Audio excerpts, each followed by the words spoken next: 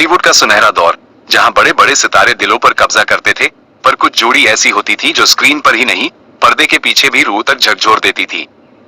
आज हम आपको ले चलेंगे एक ऐसे सफर पर जहां डिस्को डांसर मिथुन चक्रवर्ती और मासूम मुस्कान की मालकिन पद्मिनी कोल्हापुरे ने सिर्फ फिल्मी की नहीं, बल्कि असली जिंदगी की भी इमोशन बावली के नए अध्याय लिखे। क्या आपने कभी सोचा है कि जब बॉलीवुड के देवर भाभी से भी बड़े दिल के लोग पर्दे पर एक साथ आते थे, तब उनके बीच की केमिस्ट्री कितनी खास होती होगी? आज हम आपको लेकर चलेंगे एक ऐसे सफर पर जहां दो अदाकार मिथुन चक्रवर्ती और पद्मिनी कोल्हापुरे ने 1980 और 1990 के दशक में न सिर्फ स्क्रीन पर आग लगाई, बल्कि पीछे की कई अनसुनी और दिल छू लेने वाली कहानी भी रची। इस वीडियो में हम सिर्फ उनकी फिल्मी जोड़ी की बात नहीं करेंगे, बल्कि उन छोटे छोटे पलों का जिक्र करेंगे जो कैमरे के पीछे छिपे हुए हैं। सबसे पहले ये समझना जरूरी है कि मिथुन दा कौन थे और पद्मिनी कोल्हापुरे का बॉलीवुड में क्या मुकाम था। मिथुन चक्रवर्ती, जो डिस्को डांसर के नाम से घर घर में पहचाने जाते थे, अपनी जबरदस्त डांसिंग और दमदार एक्टिंग के लिए मशहूर थे। वहीं पद्मिनी कोल्हापुरे, जिन्हें पापा कहते हैं बड़ा नाम करेगा सॉन्ग से पहचान मिली, बचपन से ही नटखट मुस्कान और मासूमियत के लिए प्रिय थी। जब ये दोनों एक साथ स्क्रीन पर आए तो हर कोई कहता था, ये जोड़ी का जवाब नहीं। लेकिन आज हम आपको कुछ ऐसी अनसुनी बातें बताएंगे जिनके बारे में शायद ही किसी ने सुना हो।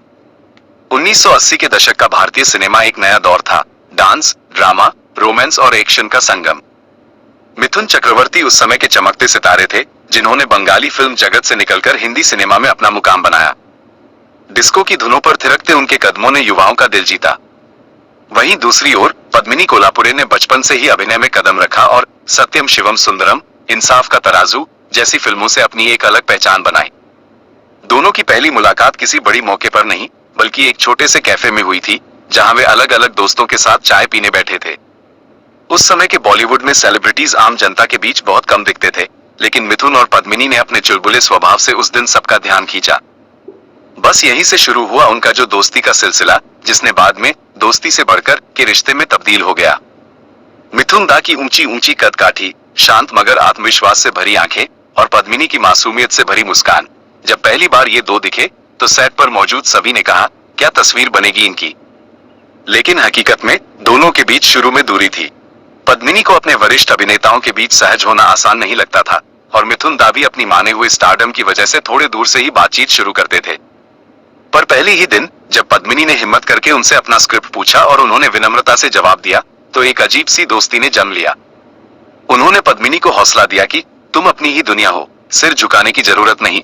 इस वाकये ने पद्मिनी के दिल में उनके लिए सम्मान और अपनापन जगा दिया, जो आगे चलकर कई अनसुनी मुलाकातों का आधार बना। इंसाफ का तराजू, दो युवकों की कहानी और प्रेम तपस्या जैसी फिल्मों में इनकी केमिस्ट्री ने देखते ही देखते दर्शकों को दीवाना बना दिया।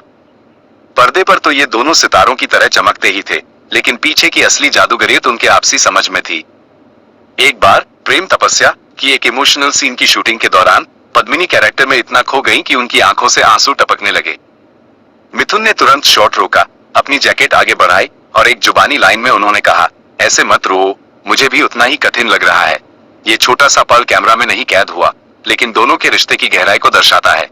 जहां एक कलाकार को सहारा दे सके, वही सचमुच का साथी कहलाता है।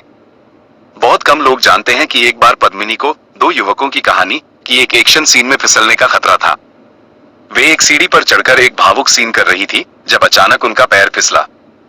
उस समय आसपास कोई स्टंट कोऑर्डिनेटर नहीं था।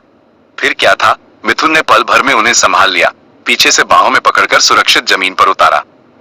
हॉल पर खामोशी छा गई, ना कोई कैमरा, ना कोई रेस्टिंग ब्रेक, बस एक दोस्त ने दूसरे को बचाया। इस वाक्य ने दोनों के बीच भरोसे की एक दीवार खड़ी कर दी, जो आज तक नहीं हिली।